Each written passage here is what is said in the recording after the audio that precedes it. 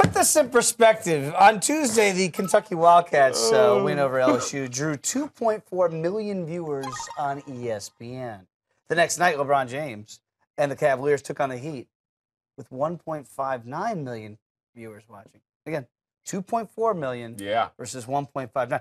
Kentucky taking on LSU and the King taking on his former team. For only the second time, this is shocking. Yeah. What it teaches me, Ovi, you being a pro athlete, greatness, perfection, breaking records, interests the masses in our country now more than things that, even though they're the best athletes in this sport, we've seen it already.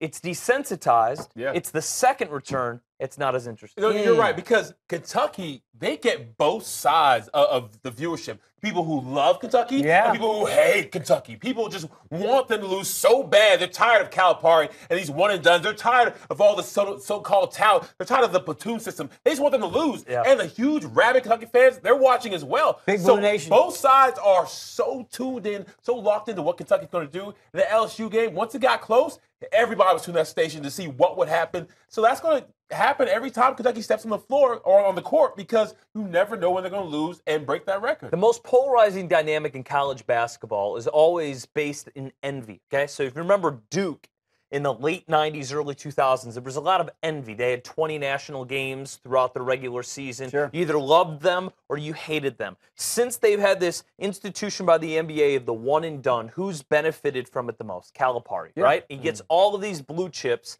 that go there. He now has 9 of them that will likely be drafted in the first round of the NBA eventually. Yep. Everyone now envies them, and so you split it, like you said, to each side of the poles. Speaking of the